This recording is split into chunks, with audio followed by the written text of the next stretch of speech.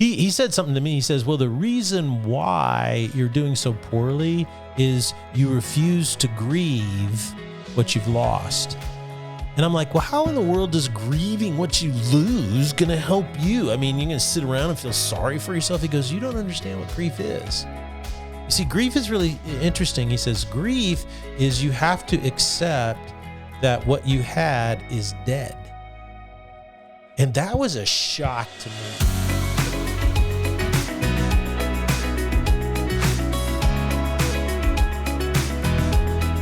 Welcome, everybody, to the Salty Pastor Podcast. Our goal is to coach you up in your faith because it's what you think, what you believe, what you do, what you know that makes all the difference in your life. And I want you to be growing to maturity. It doesn't matter where you are in your journey of faith. Don't compare yourself to anyone else. Only compare to where you were yesterday. And so I want to help you grow your faith by coaching you up, not putting you down or tearing you down. And number two, I want you to develop critical thinking skills because people love to tell you what to think. People love to tell you what to do. People love to turn your faith into a religion because they want to control you, manipulate you, have power over you. I don't want any of that. I want you to be who God has called you to be. So become a part of the Salty crew and join the Salty Pastor Podcast regular listenership because it's all about your faith. So we're in this series called Transitions, and this is the last podcast that we're going to do on transitions. And just a brief review is that transitions happen to us internally when we experience an external change. Change is inevitable. You're always going to change. Nothing stays the same. Everything has a shelf life. Doesn't matter. I was just reading recently that when my parents started out, they could, in their jobs, careers, they could expect working for the same company their entire life with a pension and retiring.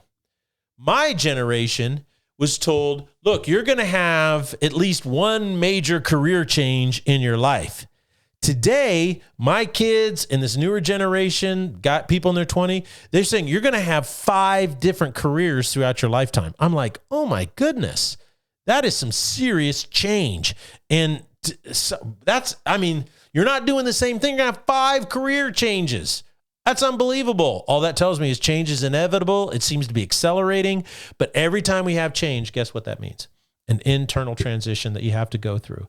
And if you navigate this internal transition successfully, what's going to happen is you're going to grow. You're going to gain experience. You're going to be more confident, courage. Your faith is going to be stronger. You're going to be mature, and you're going to be a real adult, not only in the faith, but in the world. And I'll tell you what, you'll navigate this world better than you ever imagined. But if you navigate a transition unsuccessfully, it has all kinds of impact in your life. It can result in being hardened or cynical. It can develop poor defense mechanisms that interfere with future endeavors. It can create a fear of change. It can make you miss out on new opportunities. I mean, it just goes on and on and on when you navigate any transition you're going through unsuccessfully. So the key is this: whether you're going through a big transition or a little transition, let me say that again, a little transition, do everything you can to navigate it successfully. And on Tuesday, we talked about, well, what happens when you're at the point you realize, man, I'm in a transition. I didn't realize it, and I'm doing everything wrong. I feel like I'm just messing this thing up. I'm not navigating it properly. I'm not doing the right things. Man, I can tell you, I totally understand that. About 5 years ago, my wife was diagnosed. Well, she wasn't diagnosed at that time 5 years ago. She started experiencing really severe health issues, and they were all kinds of weird. Just like she started having these things, she called them nerve storms, and she started losing dexterity in her right leg and in her right hand. She found typing much more difficult. And so we went to different places. We got MRIs. We ended up neurologists because they thought it was an immunology thing, and, with your immune system or something was going on. But they just could never nail it down. And so then about 4 years ago, we go to the Mayo Clinic, because no one could find answers for her. And it ended up, they said she has an aggressive form of MS, multiple sclerosis. And what it had done is it had caused so much damage up to that point. They could stop its progression, but they couldn't stop all the symptoms and difficulties her life was going to have to deal with because of the damage it had already done. And since then, she has just really struggled with new symptoms all the time, and things get worse. And she basically had to leave the workforce. She had a power job with HP. She was very well respected there. She went on medical leave, and then she was put on full disability, and then the government put her on full disability. And, she's kind of gotten worse and worse. And over these years, what happened is I have kind of become her primary caretaker. And now I'm not trying to say that I'm great at this, but if it wasn't for her family, her immediate family, her mom and her dad and her brother and sister-in-law and her kids, all three of our kids and some of their spouses and some other really, really close friends of the families, our family, her care team is unbelievable in taking care of her and also helping me take care of her. But I have to be really honest with you. When this stuff started happening, I did not handle it well at all. I was a dumpster fire, happening because emotionally I was going through all these things. And I've always been a kind of person that was, I don't know how you explain it. I was like, there's always something you can do, right? It doesn't matter how bad things are. There's always a way out. You just got to work hard enough and keep a positive attitude and just push. Eventually something will break loose. Don't give up. A lot of people have told me over the years, the one thing they've noticed about me is that I have a lot of tenacity. I just don't give up. No matter how bad things get, I just keep chipping away. And then eventually, wow, the wall in front of you falls down. So I've always done that. But what was so amazing about this is that in this situation, all the chipping in the world makes no difference. Nothing you can do is going to change the suffering that she has. Nothing in the world is going to change her symptoms getting worse. Every neurologist, we've been to the Mayo Clinic twice. We've been to the leading MS doctor in the European Union at Queen's College in the UK. We've been to the MS specialty clinics. There's one highly respected in Salt Lake City called the Rocky Mountain MS Clinic. We've been there. Everybody says exactly the same thing. This only goes in one direction. So all the strength, all the tenacity, all the willpower, all the focus, all the effort won't change the direction it's going. And that was really, really difficult transition to deal with. And I didn't deal with it well. So if you're going through a transition and you're not dealing with it well, man, you get all the grace and mercy from me because I totally, totally get it. I totally get what you're going through and how difficult it is. And sometimes, like we talked earlier in this series, transitions are filled with, fog, right? And you can't really see where it's going to go, and you can't navigate it if you try to figure it all out and determine your destination, because oftentimes you just can't because the fog is so thick, right? And so we talked about that. And on Tuesday, we read about 2 Corinthians chapter 4, where Paul told the Corinthians that oftentimes in the midst of a transition, even when you aren't dealing with it well, don't lose heart. Don't lose heart.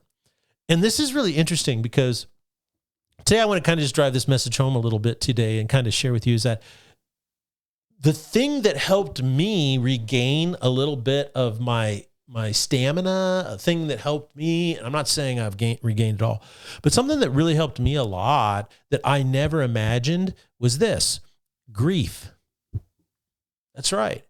One of the things that happened is some people around me just said, Hey, Doug, you're not dealing with this very well. You're just bottling this stuff up and you're just trying to put your head to the grindstone and push forward, thinking it's going to get better. It's just getting worse. It's just getting worse. You've been doing this for a couple of years now. You're not in a good spot. So I really appreciate that. People in my family and a close friend or two of mine who would tell me that. And I really appreciated that. And but what I did is at that point, I went and got a coach, like a therapist, a coach, and I went and got this guy. He'll remain nameless, but he he's been just, a lot, just really, really good for me. And what he does, he specializes in presidents of organizations, CEOs, and senior pastors. And he tries to help them navigate the high pressure environment of leading organizations and sitting in the first chair. And so he said something to me. He says, well, the reason why you're doing so poorly is you refuse to grieve what you've lost.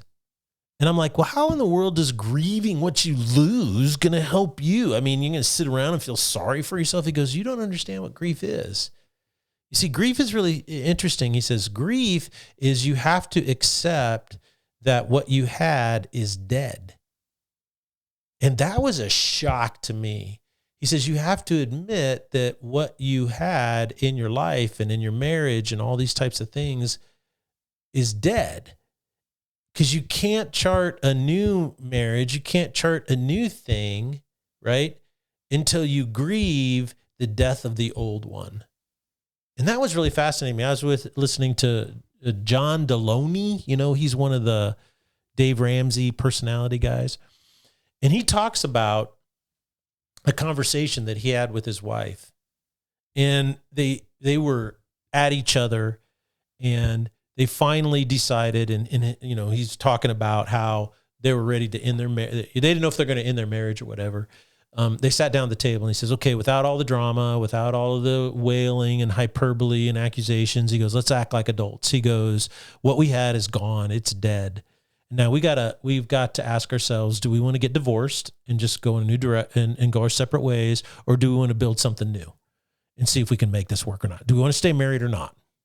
And let's talk about this like adults. And that was the turning point for their marriage. And now he raves about everything that's going on.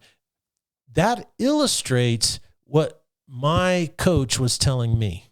And that is, you have to grieve, which is an act of embracing death, before you can have new life. And if you remember on Tuesday, we looked at Paul's statement. He says, we always carry about in our earthly bodies the death or dying of Jesus, in order that we can have the life of Jesus, the resurrected Jesus, manifested in our bodies. Not just our spirit inside, but our actual physical body. Isn't that interesting? And so what happened is I've been going through this grieving process over everything you lose. And it's hard because every time, she gets a new symptom or things get more difficult, that grieving process starts all over again. And that's never fun. And you kind of want to avoid it subconsciously. You do that a lot, but you just got to remind yourself, look, okay, life only happens, new things, new life only happens when you grieve the old. If you don't grieve, you know what happens? I just found this in my own personal experience. Maybe it's different for you, but what I found is when you don't grieve, if I don't do that, I get bitter. I get bitter and angry. Not at any person, but at the situation, at the circumstance. I'm not frustrated. Frustrating is when something's annoying and doesn't go your way, and then you got to go back and do it again. That's annoying. Frustration is, okay, I've tried 10 times and it's not turning out the way I want. Now I got to try 10 more. That's frustration. No. Bitterness is way beyond that. And that is, no matter what you do, no matter how long you do it, it makes no difference. And so you can get bitter, not at an individual at all. Don't misunderstand me, but just at what? The circumstance that you're in. How do you get out of a circumstance that you feel you're stuck in and you can't get out? By grieving. Isn't that interesting? Just like Paul says here in 2 Corinthians, he says, look, we do not lose heart because, verse 16, though our outer person is decaying, it's dying, our inner man is being renewed day by day. So the way that I discovered how to get better and do better is through grief, which is a process of embracing death. Many years ago, there was a young man. I knew him. He grew up with other young men in our church. He got married to this beautiful young lady. They gave birth to 2 boys, and they started going to a different church because they lived on the other side of the valley and it was closer and they wanted to be more involved, instead of driving over. I totally get that. And they were over there. And what happened, I thought it was really interesting, is he got cancer. He got a form of brain cancer. And I don't mean this as a criticism in any way, shape, or form, but I told him, because I dedicated their kids. I did their premarital counseling. I did their wedding ceremony. I think I baptized them into Christ. I mean, I did all these things spiritually in their life, but they've been going to another church for, 5 or 6 years. Right. And what happened is he got this brain cancer. And I'd reach out to him and text him or call and send an email now. Hey, I'm praying for you, man. If you ever need anything. Well, after going through this process, one of his best friends was still at our church, and I'd get updates through him. And he says, yeah, he keeps getting bad news. And then eventually his wife reaches out to me after about 2 or 3 years of this process. And she said, I think he needs to come talk to you. And I said, well, why? She goes, well, at the church we're at, and I don't mean this as a criticism there, at the church we're at, everybody's praying for his healing and he just keeps getting more bad news. And what are you going to, he goes, he's just not dealing with, he needs to come talk to you. And I said, okay. So he comes and he sits down to me, and he was emotionally and spiritually, he was in a bad place. And I don't blame him.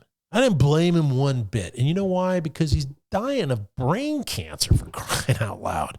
And his life is terrible. And he was such an amazing guy. He was a basketball coach, and he had all these victories, and he's well respected. And man, he had all these young people that came to visit him. I mean, following him and looking up to him. It was unbelievable in his impact in the community. And he's just like, I don't understand why, this is happening, and the news gets worse, and I just don't know what to do. And he goes, I'm not dealing with this well. I don't know how to face it. I can't. And so he was going on and on about this. He goes, what do I do? And in those situations, I just have always had great compassion for people. And so in the most loving way, I just said, I think your problem is you haven't accepted the fact that you're dead already. Yeah, let that just sit on you. And he just looked at me. I mean, he was taken aback, almost like I'd slapped him in the face. And what I said to him was simply this, is I go, we think we're alive when we're actually dead. And I said, you're already dead, bro. You're going to die. It's just a matter of timing. That's it. And I said, when you embrace death, it's only then you'll discover life.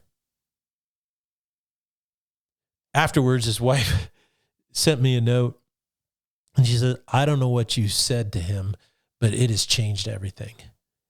And then 6-9 months later, we did his funeral. And it was a hard funeral to do, because grief is hard. Grief is death. Grief is sad. But it was not about death. His funeral was a celebration of his life.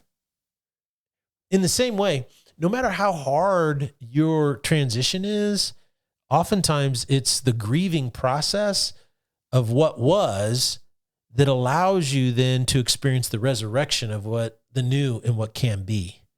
But when we're in the midst of that, we often want to avoid grief. Nobody wants grief. You don't go down to the store and say, hey, can I have a 6-pack of grief? You don't get on Amazon and look up grief, how to get more, put me on that monthly pantry thing so I can get grief coming every 2 weeks. It doesn't work that way. I mean, nobody wants it, but sometimes the embracing of death, which is the process of grief, is what allows us to be manifesting the life of Jesus in our lives. I know that's hard to understand. I know that's difficult to grasp, but that's something I'm learning right now, just in my own situation and having to go through this. So, my hope and my prayer for you is that you don't lose heart and that you can find these steps on how to navigate it more successfully. So let's kind of go through a couple things in order to kind of wrap this up and bring it together, some takeaways that might help you. Okay, let's try to do some takeaways on transitions. Number one, no matter whether you are doing it good or poorly, successfully or unsuccessfully, don't ever forget, if you're a follower of Christ and you've been redeemed, you belong to him. And so even when your heart fails you, even when your spirit fails you, even when your mind fails you, even when your emotions fail you, guess what? Jesus never fails you. John the Apostle wrote in his first letter to the church, he says, if our hearts condemn us, God is greater than our hearts. So even when your heart turns against you, even when, as G.K. Chesterton says, a man can stand against the world when he has his heart, but when he loses his heart, he falls apart. That is such a powerful thing. Guess what? Even when you lose your heart and fall apart, if you belong to Jesus, God is greater than your heart. Number two, navigating these things successfully and not successfully isn't so much what you do, but it's what you believe. Right? You're not going to do the right things until you believe the right things. So focus on what you believe. Focus on things that you know are true, and then focus on those things. And that will help you navigate them successfully. All right? Now, a couple more before we wrap up. The next one is, remember the old cliche, and this too shall pass. It will pass. It will, pass on.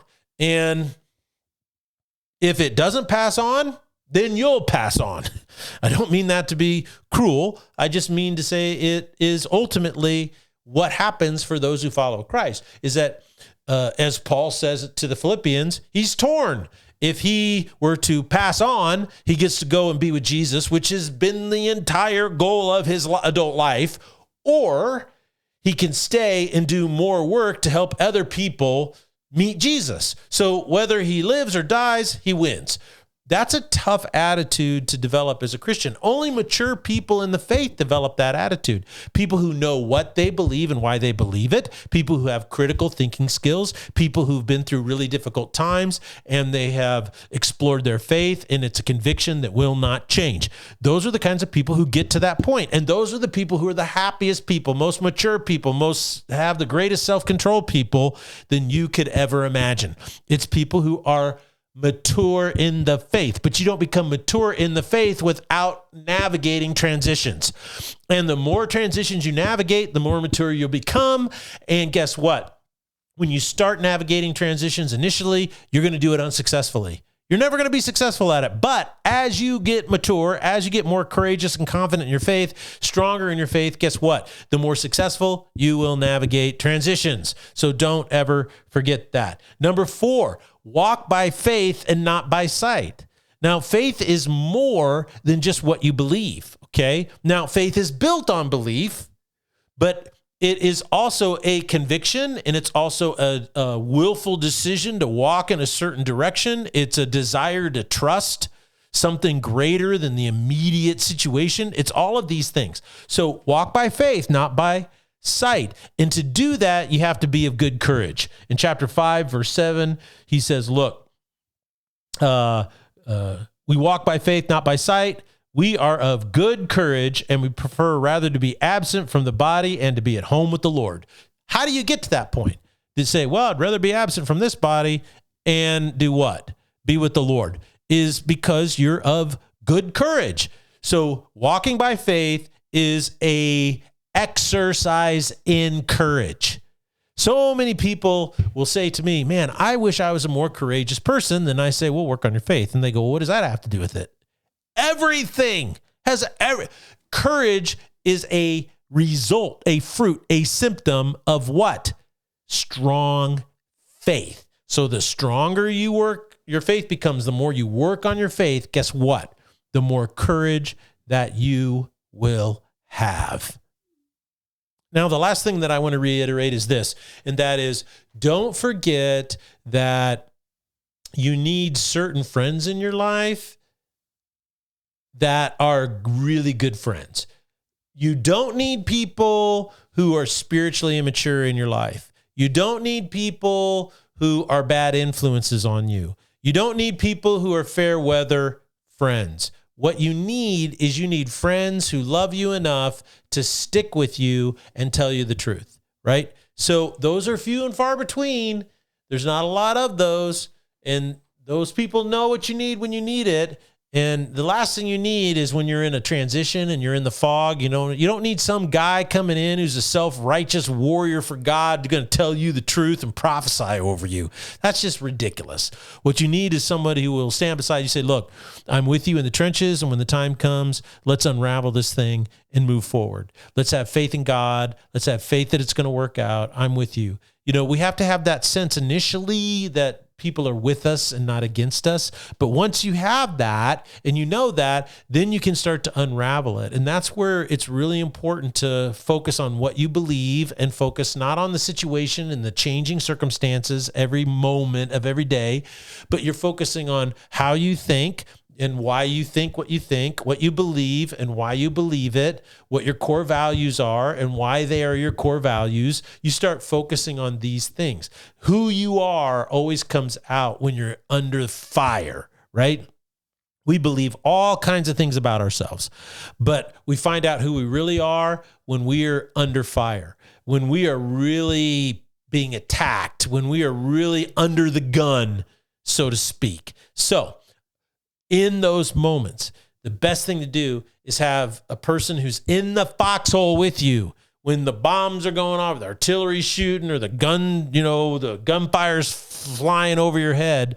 You want to be in a foxhole with somebody who can really be a true friend and say, hey, let's figure this out together. That's really, really important. And I'd be so bold to say this.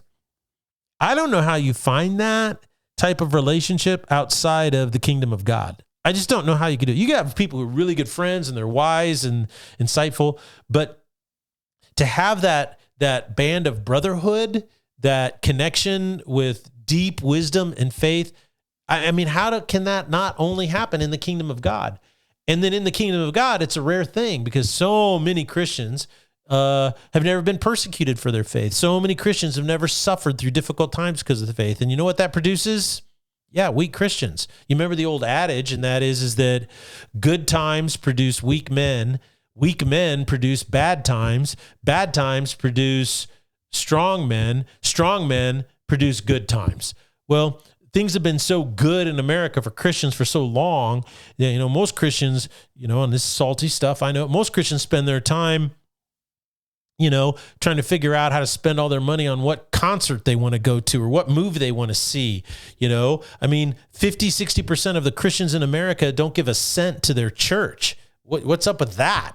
They'll spend more money on, vitamins or food or beer than they will to their church. And then they wonder why their church is so anemic. Well, it's anemic because you're anemic. It's weak because you're weak. It's confused because you're confusing. It's divided because you're divisive. It's so funny. The church is not a building, but most Christians treat churches as organizations or things. Nobody says, I am that church. Whatever church you go to, whatever church you're going to, do you say, I am that church? Or do you say, well, my church does this and I don't like that. My church does that and I don't like this. I wish my church did this. And I'm like, just listen to the way you talk. And what you talk reveals the anemia in your heart. God has called you to his church.